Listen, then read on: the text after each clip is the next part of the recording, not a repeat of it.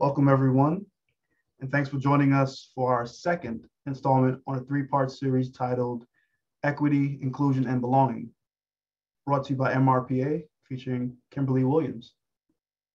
If you missed the first session, it's available on the MRPA website, so feel free to catch up on it if you missed it.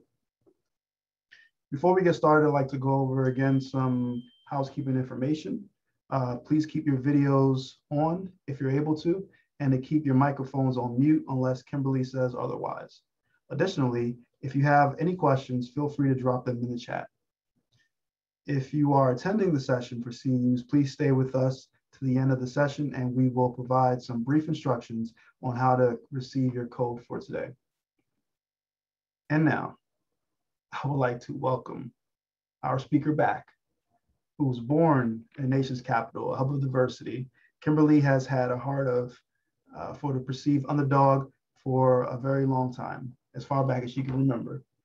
Growing up in and around the communities filled with diversity of every kind, she frequented conversations, workshops, and events where topics of equity and inclusion were explored at great lengths and in depth.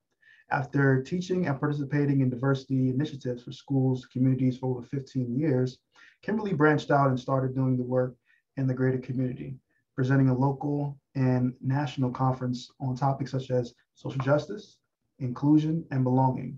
Kimberlee has always sought opportunities for professionals and professional growth and brought the same magic to her workshops and events. She continues to bring this work to local and national organizations as well as one-on-one sessions in her coaching practice. Kimberlee and her partner now reside in Washington, where she is Director of Internal Affairs at the Bush School in Seattle. Again, MRPA, let's give Kimberlee a warm welcome back. Thanks, Sylvan. I'm so glad to be back with y'all. I tell you, it's getting ready for this presentation is easier than all of the other presentations because I feel like I'm coming back home. Just talking with y'all this morning about Wheaton Mall, like made me feel like I was back at home. I told my partner this morning, I said, I'm getting ready to go home for an hour. So I really appreciate being with you all and doing what I love doing. So let's dive in. Just a few norms of engagement. Again, assume best intentions. We talked about this last time. I promise you, no one gave up their lunch break to come here and offend you. And I certainly didn't join you all to make anybody feel bad. So assume best intentions. Number two, stay open. You never know what you are going to take away from being together today. Number three, tend to impact over intent. A lot of times when hiccups happen, people say, well, no, that's not what I meant. And that's okay, whatever you meant. If harm has been done, we must repair that, right? Number four, share the air. If you you're the only one in your breakout room that's been talking for quite some time, we've been given 10 or 15 minutes and 5 minutes have passed, you've probably been taking too long, okay? Share the air. Number five, speak from the I perspective. So when you're sharing experiences and stories, it helps if you're speaking about a group that you are a part of. Okay, that's what it means to speak from the I perspective. Let's get into today's plan. We're going to do some random facts. If you were here last week, we did that, and we had those Me Too moments. I saw some faces light up there. Number two, of course, we did tips last time. That's something where if you didn't join us last week, I love to just drop random tips because people always say, Kim, tell me what to do. Can you just tell me what not to say? Can you just, so throughout the presentation, I'll just drop things into your doggy bag that you can take home with you today. Then we'll dive into microaggressions. What are they? Like who can be microaggressed? And to give you some examples of that. And then we'll give you some time in breakout rooms to talk about when you have been microaggressed or when you have microaggressed someone else. Okay. And then looking ahead, now that we know, what do we do? And that I will touch a little bit about what we will talk about next week, because that will help you move past that microaggression. We'll get into some Q&A at the end. And then of course, I'm always an email away. All right, let's dive in. Random facts and affinity. Based on some of the survey results, I'm just going to ask that you put it into the chat. And let me see if I can pull the chat down here. Yep, got it. And this really is about finding affinity. People sometimes have trouble with that word affinity, right? But affinity really is just Me Too moments. It's where you say, oh, you and I share the same lived experience. And so I want to know if any of you share this experience. All right, here's the first opportunity for you to say me too. The first random fact is I was born left-handed. Anybody else born left-handed? Oh, I see a me too from Jenny. I see you, Jenny. We share some affinity. And Cheryl, I see you. Uh-huh. Oh, we have Davina, Patricia. We have a lot of left-handed folks on this call. I am happy to be in your presence. I am so happy to be in your presence because listen, you understand a whole lot of the stuff that we left-handed folks go through. Now, here's where I stretch it a little bit. Thank you, Noah. I was forced to be right-handed. Anybody else have that experience? I was born left-handed and so, oh, somebody tried. Somebody said my grandma tried. That was my teachers, my elementary school teachers forced me to be right-handed. Left-handed was not an option. Yep, I did not, but my sister-in-law was going, yep, they tried, but nope, I see that. They tried and succeeded in my story with the big pencil. That's right. Yes, I see these stories coming in. Thank you so much for sharing that. Some of y'all have affinity with me. Now the end result is I'm ambidextrous. Anybody else have that me too? Yep, Ben, I see you. Yep. Yes, very helpful in sports. Jenny, yep. Everybody, I see these me too's rolling in. Yep. Yes. It definitely works for when you're working and you want to eat at the same time that you're working. I'm a left-handed eater and I write most of the time with my right hand. So I'm just, yep, I'm working and I'm eating at the same time. It worked out for the best. It worked out for the best. Well, thank you so much for sharing that. And see, once again, through sharing random facts, we have affinity, and even in this space, talk down to whether we're left-handed or right-handed, right? So I love this. Eating with your right hand is gross. I love it. All right, let's dive in, y'all. Here's your first tip. Load it into your doggy bag. We're going to talk about this. We're going to talk about this as we go throughout the presentation today. Assume that what you watch on TV is a lie. What do you see in this picture? And let me know. And let me know. I mean, and when I say assume what you see on TV is a lie, I can't tell you how many times I've looked at a story on television and said, that is not what Washington, D.C. is like at all, right? Like that's actually not what it's like to be in Washington, D.C. But I see these stories and these documentaries or these movies that are about Washington, D.C. And I'm like, that's not even possible. That street is blocked by X, Y, and Z. So what I want to, will you drop in the chat what you see in this picture? Let me pull my chat back down here. What do you see? Oh, these are quick, folks. Some people see leaves. Somebody just said, I can see it now. Leaves and a copperhead.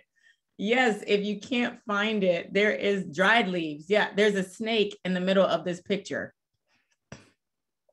There is a snake, and it took me quite some time before I got it. But I don't know if you can see my mouse moving around, but here's the body of the snake right here. So, and when you look at this picture, you believe that it's, yeah, somebody just said, wow, leaves. It's a field of leaves, right? Dried leaves. You see some green leaves in there that might have a chance of survival. Looks like we're going into the fall. There is a snake in the middle of that picture. And that's the way I want you to look at television, news reports, magazines. There's always a message behind the message. There's a message behind the message. And we're going to talk about that today, and we're going to talk about it next time. So assume that what you see on television is a lie. I've got a great, amazing friend from Senegal who said every time she sees Africa represented in commercials, it's a child that looks hungry with a fly buzzing around their face. And she was like, that is not what it's like to be in Senegal, right? Okay, all right, let's move on. And don't worry, we'll put some more things in your doggy bag before you leave. Here we go. A microaggression. A microaggression to me, if you think about it like this, is like an allergy. If you live long enough, in fact, as an adult, I don't know anyone in my circle of influence who does not have an allergy to something, whether it's food, the weather, the trees, the plants, the flowers, bees, if you get stung by a bee, mosquito bites. I mean, I do not know anyone in my circle of influence who does not have an allergy to something. And I feel like if we live long enough, all of us at some point face something that we have an allergic reaction to. So I look at it like this. When you look at this picture of the sneeze happening or blowing the nose, I look at that as the outward evidence of the inward trigger, right? There's something inside that's been triggered and the outward result is sneezing, coughing. Maybe you need an EpiPen. Maybe you need to go to the doctor and get as prescription meds, et cetera, et cetera, et cetera, et cetera. And even sometimes those allergy responses land us in like the emergency room, right? So that's the way I look at a microaggression. Is it your fault that you have an allergy? No, right? It just is what it is. It's something that's laying inside of you that's triggered and it comes out. That's the way I like to look at microaggressions. No one has caused it. It just is what it is, right? So here's your second tip. Assume that if you haven't heard someone's story from their mouth, from their own mouth, you are creating their story based on your socializations. Whatever it is that you don't know, your mind will fill in the blanks for you based on those same socializations, right? And these are the things that lead us to the moments that we call microaggressions, right? We are either our mind is creating someone's story or we're believing the story that the TV created about them, right? So there's your second tip, and we'll tie this in, I promise. All right. There's that snake. Notice how I called him a he. He's back. And there's my bias, right? All right, microaggressions. Here we go. We're diving into talking about bias. Bias really is anything that we are socialized to believe, right? And it's the intersection of normal versus strange. And we get that intersection from the way that the family that we are raised in, the neighborhood that we are raised in, the community that we are around, the billboards that we drive past, the radio programs that we listen to, the TV commercials that are on between our favorite shows, going on and off for commercials. This is how we are socialized. This is how we are socialized, right? So this is my very simplistic definition of a microaggression. It is outward evidence of an inward bias. And what is bias? It's what we are socialized to believe, right? There's a reason that those teachers in elementary school said, you're not going to be writing with your left hand. You're going to be writing with the right. They have been socialized to believe that right-handed people are better. They're more positive. They're more full of light. I don't know. They're healthier. They're not going to hell. I mean, they're not evil, right? So that's what we've been socialized to believe. Outward evidence of inward bias. My primary school teacher, the inward bias is left-handed people are evil. What's the outward evidence? I'm going to tie your hand to the chair because I don't want you to use that left hand. Inward bias, outward evidence. Does that make sense? All right. So let's talk about examples and socializations. And when I moved here to Washington State, I can't tell you how many invitations I got to go hiking. I can't tell you. I was raised in Prince George's County, Maryland. Nobody was hiking. Okay. So when I got here, I had to constantly say, because, and I was just talking with, I was just speaking, oh my goodness, with our good friend here about dance classes. And I spent my entire life dancing, and it led to a huge dance injury about 6 years ago now, where I had to have complete reconstruction on my foot and ankle, right? So I don't hike because I have a disability that people can't see. So I don't hike, but I've been invited to go hiking 100 times since I moved here. So what is a socialization? Everybody goes hiking, right? Everybody hikes, right? Everybody loves to hike. So let's go hiking, right? So I love this one. Meet another practitioner. Somebody set up a meeting. My assistant set up a meeting for me with another practitioner. And all she told me about the meeting was the person's name. And she put the person's name on my calendar. And when I showed up in the Zoom room, I had this moment of like, oh, it was outward evidence of inward bias based on what the name looked like to me. And my socialization, I assumed that the person was a man. And when the Zoom room popped up and it was a woman, and I had that moment of like, oh,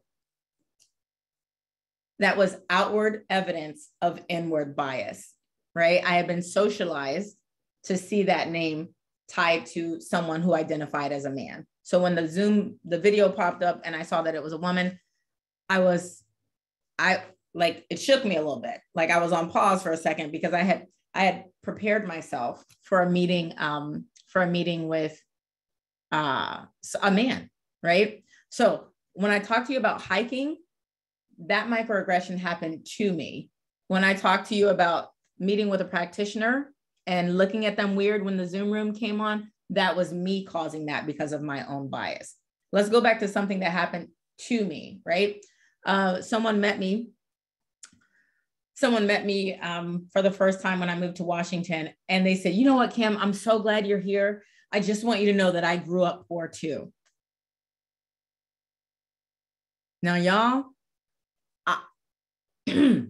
I was stuck in my tracks because when I finally moved out on my own as an adult and got my own apartment or whatever, I was living at the time in Charles County, Maryland, next to one of the Washington football team players. That's where my family lived. We lived next door to an NFL player. And the first thing this person said when she met me was, I just want you to know, I grew up poor too. And I said to myself, now you haven't, right? Let's go back to that slide, right? You have no idea what my story is. And somehow by looking at me, you've created that I grew up poor. And I love it. And when people are doing that, what are they trying to do? They're trying to have that affinity moment, right? Like, don't worry, I understand your experience, Kim, because I also grew up poor. The problem is I didn't grow up poor. So I don't relate to the story, to your story, because I don't know what it is to grow up and everybody is, and she shared this story with me. I don't know what it is to grow up where everybody in my family sleeps in the same room. I didn't have that. That was not my experience, right? But based on my beautiful brown skin, she assumed that we grew up, because what Black family, right? And let's go back to that. Let's go back to this. Oftentimes growing up, when I saw Black families on television, and to this day, oftentimes those families are poor. They are poor. So what do? We believe what we see on television. And when we come across the opposite of that narrative, it's hard for us to accept that. It's hard. I mean, our brain like gets shaken a little bit. Like we get like, whoa, just like I did when I showed up on that Zoom call and the practitioner was a woman and not a man, right? So a woman and not a man or any other gender, right? Okay, and this one I share with you all. I always like to lead with vulnerability because I want you to know I'm not asking you to show up to these things where I tell you I've arrived, I'm perfect, I figured out how to do this. I want you to know that I am making these mistakes every day too. And I am learning just like you are, and I'm growing every day, right? So years ago, my master's degree is in English as a second language. I'm a linguist by trade. I love language. So I created this lesson back in 2013, I think, and it was the best. I was working with students from China, Japan. Most of the students were from China. Some were from Japan. Some were from Russia. One was from Singapore. It was awesome. I decided we would talk about the family. I had this huge family. I've got a mom, a dad, a stepdad. I've got, my mom I grew up with 4 of us. There were 4 of us. I've got 2 extra half siblings over here. I mean, I just thought this is going to be a perfect lesson. So I get in this room and I'm like, yes, today we're going to talk about family. Yes. So look at this picture. This is my mother, you know, this is my father. And I start gesturing towards the picture. And then it's time for the students to speak up, right? And they have limited English proficiency. And I say, and we're talking about siblings. And I'm just so excited to share about my siblings. Oh, this is great. This is going to be awesome. And I go to one of the kids and I say, how many siblings do you have? Now, mind you, I am college educated. I went to the University of Maryland, College Park. Very proud to be a Terrapin. And here I am saying, how many siblings do you have? And the kid says, I'm an only child. And I said, oh, okay. I got to the second kid. I said, how many siblings do you have? And they said, I don't have siblings. And I said, oh, okay. I get to the third kid. And I say, well, okay, that's okay. Well, how many siblings do you have? And the kid puts their head down and says, I don't have any siblings. And it takes me to get to the 5th kid. Now, mind you, again, I've got a bachelor's degree, I've got a master's degree. And it took me to get to the 5th kid to realize I learned about the one child rule in China, where the law was that each family could have 1 child. I knew about that law. I'd read about it. I had studied about it. But here I was delivering a lesson where I was placing the importance and the value that we place on having many children in one family onto these kids. I even said things like, oh, you don't have any siblings? Oh, like a poor you. Oh, right? As if that was bad. And what does that say to that child who then internalizes the shame that I've put on to them because I've got a lens, I've been socialized, right, to believe that the more children you have in a family, the better. Now, this was offensive to these children from China, right? But this is also offensive to kids right here in the United States of America who are only children, right? They don't have siblings, not because it's law, but because they don't have siblings. And guess what? My partner is an only child. So whenever I tell this story, we have a very good discussion about how silly I sounded going from kid to kid, talking about how many siblings do you? That's okay. You don't have siblings. That's okay. Like it's something they should apologize for, right? But that is the way that I was socialized. So what happened? That was my outward evidence of my inward bias. Did I go to a bias buffet and say, ooh, I want some of this anti-only child bias right here. Give me some of this. You got to have more than 1 child bias over here. Big family bias. Give me some of that. No, it's just the way that I was socialized, right? And so when I realized when I got to the 5th child that I was slaughtering this lesson, I said to myself, oh. And I said, you know what? All of this is wrong. It feels wrong. I am wrong. Today, we're going to talk about pandas. So we changed the whole topic. So that's 2 examples of how I have been microaggressed. And I could give you hundreds of examples, but I can also give you hundreds of examples of me microaggressing other people because we all carry bias. And if we open our mouths to speak, at some point that bias will come out, whether, like I said, showing up to the Zoom room, it was a facial reaction that I had when I saw the practitioner, or it's something that we say, or it's something that we do, right? I've been on the receiving end, and I've also caused these myself, all right? All right. 3rd tip, put this in your doggy bag. Never stop questioning your socialization. Never stop questioning your socialization. Don't take it at face value. Don't accept it and say, thank you so much, family. Thank you, neighborhood. Thank you. I mean, I will tell you all, because you're in Maryland, that it wasn't until I met my partner that I realized that Maryland was a part of the South. Again, I graduated from high school in the state of Maryland. I lived there all my life. And I always saw us as a part of the North until I met my partner who is from Vermont. And she was like, y'all are from the South. I'm like, no, I have cousins from the South who are from North Carolina. They are from the South. I am from the North. And we looked up the Mason-Dixon line, and sure enough, y'all, we are a part of the South. So I will tell you, watching Topper Shut growing up on the news, given the weather report, he always said we were going to have a nor'easter. So I thought I lived in the Northeast. I'm not going to lie to y'all. So never stop questioning your socialization. Wrestle with that. Like, why did I think this name belonged to a man? Why would I have thought that? Who taught me that, right? Like, never stop wrestling with that and questioning, okay? All right. So, looking ahead, we're just going to look ahead for like an itty bitty second, just an itty bitty second. Believe it or not, and this is what I want you to look forward to. Believe it or not, you can bypass the hard wiring of your socialization. You are capable of bypassing that, right? So it's kind of like when you're headed south and there's that, like, you can get off 95 if you're trying to get to the Carolinas, and you can take that other highway. I forget what it's called. I'm not going to lie to you. I forget what it's called. But my mom like, we're going to take the bypass so we can, we can avoid the traffic.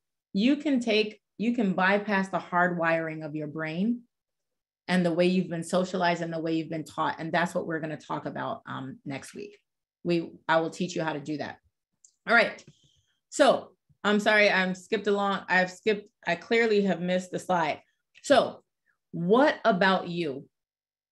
Have you been on the receiving end of someone's outward evidence of their inward bias? Have you been on the receiving end, right? Has someone invited you to go hiking and you've got a physical disability that prevents you from hiking, right? Has someone looked at you and said, oh, don't worry, Ovan, I grew up poor too, right? Has someone done that to you?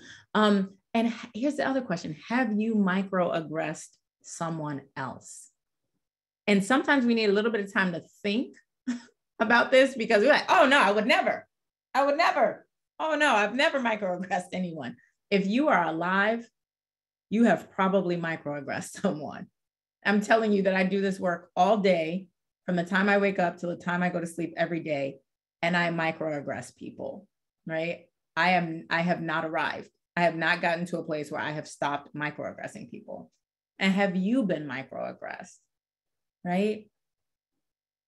So I would like us to move to breakout rooms to be able to share these experiences.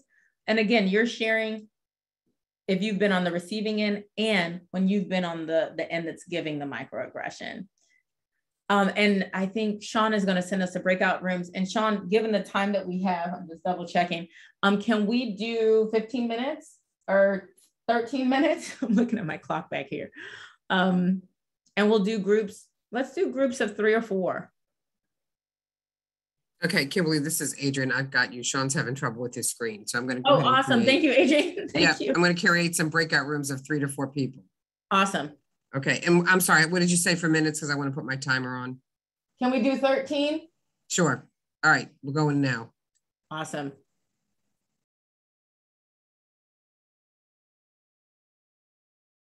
Welcome back, everybody. Oh my goodness. I must say, I'm so excited about my group. We were mostly, I think we might've all been, I don't know. I don't know if we were all Terrapins, but it was a room full of Terrapins in there. So it was such a great time. And I just want to give us time. Oh, I see some logo up to the screen there. That does not look like a turtle, but I will allow it. I will allow it. All right. I will allow it. So I want to make time for any like share outs that you all have or any questions that you have after being able to share. I will, was that an owl? Yes, I think that was an owl.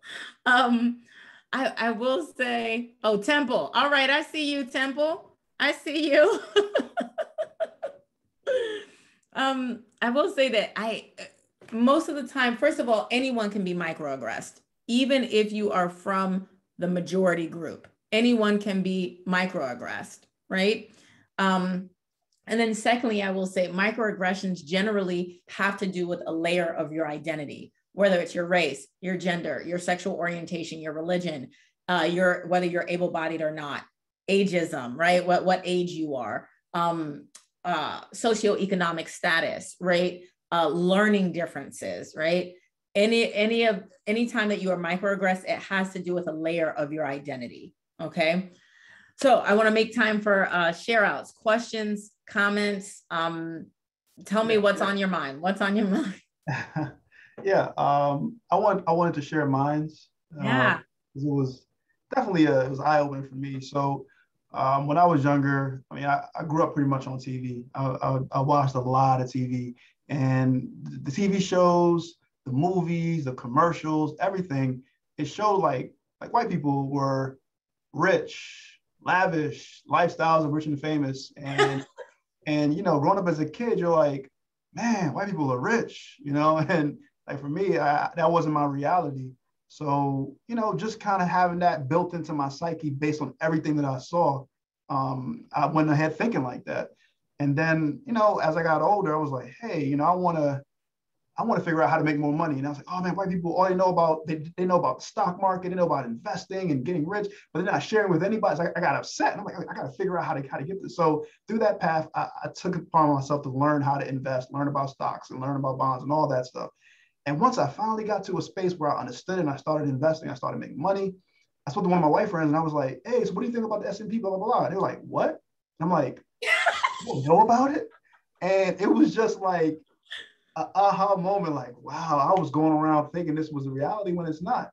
I mean, like I said, just based on the media, publications, everything in my surrounding that made that become a reality until I was able to figure it out for myself. So that was my and as innocent as that question that you asked was, you have no idea what the weight, that emotional weight that you put on that person made them feel about themselves, right? But it's so true. You bought the story that the TV sold us, right? Who else has got something to share or a question? Feel free to unmute. Go ahead. It was nice in our group. Oh, go ahead. Because we had affinities actually in terms of our group, so that was nice. Or not, well, you know, just the only child versus the lots of kids and the stereotypes that go along with those, being women, and the stereotypes, our cultures and the stereotypes. So although we had different instances, you know, they were all, we could all understand because we had some sort of affinity with that. So, and even different cultures like Jamaican and mine's Italian, the way women are treated versus the way men are treated in both those cultures are very similar. And I'm lucky enough that my generation, my parents didn't give me that, but their parents did, and all of that. So yeah, I enjoyed, you know, having those affinities, but like, again, in different ways. Yeah, those intersectionality is what we call that, right? Like we were the same, but we're slightly different based on the details of our stories. Yep, absolutely. Thank you. I'd like to share if that's okay. Absolutely. Well, keep it simple. We had a great group, and we talked about being microaggressed when I'm myself walking down the street as a teenager and a white person will cross the street or a female will clutch their purse. Some of it has been blown out of proportion, but some of it's truly real. I've lived through it. So I say that to say the biggest stereotype that I try to fight every day is that all Black people are monolithic. That's not true. I don't eat watermelon. I don't want So just to keep it simple but funny but true. So with that sense, you know, everybody isn't the same. And unfortunately, there's a heavier, from my perspective, there's a heavier stereotype, not just for people of color and not just for Black people, but it's frustrating. Even speaking personally, how frustrating it can be with fellow coworkers, colleagues, peers across the state. If you don't know me and I walk into an elevator with a hood on, you know, but I'm the person that will jump in front of you to save your life. That's the way I was raised. So just to, you know, expand on the topic today, you know, also with genders as well, we talked about that, where, you know, I see it with my wife and I see it with my fellow colleagues, peers, women who have to be 3 times as more dedicated and hardworking just to be considered equal. So it's real. There's a lot of stuff like mansplaining. I was updated on that as well, mansplaining. And I know for, you know, with this current climate that I've been taught not to do that. But the way I'm wired, the way society is showing me TV, movie, water cooler, locker room, whatever you want to call it, it's completely different. So that's something that I think we all should be thinking about, how we move forward. Absolutely. And it's like you said, being aware of those stereotypes. And we have got to know what's even more important is that none of us escape them. Like none of us escape that socialization. So I am a Black woman with a brother who is 6'4", and a father, may he rest, like he was 6'2". And I know how they are judged. My brother is military and people see him and fear him by default because he's a Black man and he's humongous, right? And I still, because I've been socialized in this country, will walk past a Black man in a hoodie, right? And instinctively feel fear. I generally don't react on the outside because I grew up in Prince George's County. I was around a lot of Black men, but I do feel that twinge on the inside, and I get angry that I have been socialized to fear my own family members, right? Like not my blood family, I don't fear them, but the Black man in general, because guess what? I haven't escaped that. I live in this country and I have been brainwashed too. And so I have to say to I have conversations with myself, Kim, stop that, stop, right? And I love what you said there. I want to say, DH, I love what you said there where you said some of the stereotype is true. And it's navigating that yeah, it's possible that somebody in a hoodie might assault you, right? It doesn't mean that everybody wearing a hoodie, as we are very careful going out in public as Black people with hoodies on, or whether or not we pull the hood up if you feel cold, right? Like, so it's that negotiation. It's that negotiation and interrogation. I appreciate that comment. I really do. Renisha, I'm sorry, you got your hand up. Oh, no problem. So Affinity, Black woman with large Black brother checking in as well. Yes, I see military, you. And now, now that he's not a Marine anymore, he has long dreads and, yeah, my brother cut his locks off too. Right, so he gives that scary Black man model. Yes. Very well. You don't look at him and see veteran, you just see large Black man. So definitely can understand that. In our group, we talked about the frustration and exhaustion that comes with microaggression and the duty we have to correct people so that they have, the proper information, but how that gets tiring, because in the back of your mind, you're like, you don't know not to say that, or you couldn't figure out that wasn't right. But again, if you don't correct them and they continue to do it, then it's like, okay, well, you kind of signed on for this because you did not stop it as soon as it was being said. And I referenced some of the things that you brought up last week in terms of your name and your unique spelling. And obviously I have a uniquely spelled different name. So I totally feel that, but I was laughing with my group. I'm like, some days I'll let them put the E, the I, whatever they want in it, because I just don't feel like it. Like I don't want to do it. And like you said, it's in the email signature. I've said it here, it's there. And I'm just like, why? Like, why are we doing? You couldn't scroll down two lines and figure out that that's what it was like. And I'm copy and paste. But at the same time, my younger son, his name is Xavier, and it's with a Z, not an X. So he's always getting messed up too. And I'll tell him, correct them every time. But then remember in the back of my head, okay, but you just got called Rashina, Rashida, Rohuda, and you just let it go. but you're telling Xavier, don't let them Xavier you out here. You know, I'm pulling up at all the sports games intentionally with signs with his name spelled out, like, you are gonna get this right from my baby, you know, but again, you ain't miscall my baby's name. Okay, but that exhaustion that you feel with the constant correction is real. But again, we do need to, you know, correct, or they'll keep going. So it's just like a fine line there with that. It is. I appreciate that, Renisha. And that exhaustion is real. That exhaustion is real. Yes. Even the idea of, and so my work is very outward facing, right? Like, it's possible that sometimes I have meetings with people who say, I just talked to somebody in Colorado who knows you. And I'm like, I don't know who they, I don't know. So, right. Like, it's this negotiation about how do I show up publicly because people know my face or know my name. Right. And then you add that layer of like my book being released in January of next year. And it's like, okay, can I go to the grocery store today? When do we go check the mail? Because I have to negotiate. Is it okay to just show up as Kim, who might be going to the gym? But then I'm seen because I'm Black and my hair is big. My hair gets big, y'all. And my hair is big. Like, am I threatening if I show up as Kim from the gym? Or can I show up as Kim from the gym while I check the mail? Or do I have to go as professional DEI consultant to the mailbox, right? Because the mailbox is up the hill from my house. So it's a constant battle. And I'm going to share with y'all a Montgomery County, okay? Because this, you know, we on this Maryland call, so I got to share with y'all. It is a running joke in my family. All of my family worked at the Montgomery County, the Colesville Road YMCA growing up.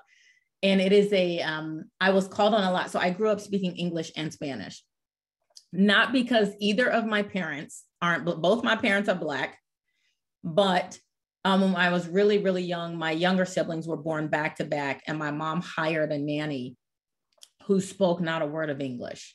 So I was fluent by the time I was 4 or 5. I was speaking Spanish natively, right? So as an adult, when I speak to native speakers, they have no idea that I'm just American Black. They think I'm from this country or that country or this country over there. And so working for the YMCA, I used to help with a lot of the translations, a lot of the interpreting services. And so there was this rumor at the Y that my family was from the Dominican Republic. And I didn't know about it until my brother one day came to me on a lunch break and said, Kim, don't tell anyone that we're not from the DR. I was like, what? And he was like, yeah, everyone thinks we're Dominican. And they come to, because they knew that my siblings were my siblings and we all worked there, they assumed that they spoke Spanish at the same rate that I spoke it, but they're younger than I am. So they didn't learn as much as I did. And so people would go up to them and just start speaking to them in Spanish. And you know, they understood and could respond a little bit. And so there's this running list of all the countries that we've been told that we are from. And when we say, no, we are from the United States of America, people refuse to accept that. And I've been told, don't be ashamed of your heritage. I've been told that, like, don't be ashamed of your Cuban heritage. I'm not from Cuba, y'all. I'm from Washington, D.C. So, but it's a running joke. And it started at the YMCA on Colesville Road. So there's and what is the stereotype? That as a Black person, if you're an American Black person, you only speak English. You don't speak more than one language. And if you do, you don't speak it natively or fluently. So you must be from somewhere else, right? And so I get the question a lot if people hear me speak Spanish, where are you really from? I'm half Washingtonian, the city, not the state, and I'm half North Carolinian. So there's that. And with that, I got to say, y'all have my email. Oh, and if you don't, I'll put it in the chat. Please, I'm always an email away. I hope to see y'all next week. I'm going to turn it back over to my friends, Ovan and Sean and Adrian here. I'll put my email in the chat for you. I hope to see you next week. Thank you so much for your stories and your vulnerability. This work is not easy, and we got to keep pushing together, y'all. And then I'm going to show you next week how to bypass all that. Just bypass it. All right, everyone. Let's thank Kimberlee one more time. If you want to give her an emoji, hand clap, or something, just thank her. Again, thank you again for a great seminar, and thank everyone in the audience for attending. The session evaluations will be sent out shortly, and we'd like to ask everyone to fill out the session evaluation entirely. Let's see, for those who are seeking CEUs, you'll need to fill it out by Friday by 5 p.m. And when you do, you will see a question at the end where you can either enter your contact information and we'll send you the CEU code. So thanks again, and be sure to follow us on social media and visit mrpanet.org.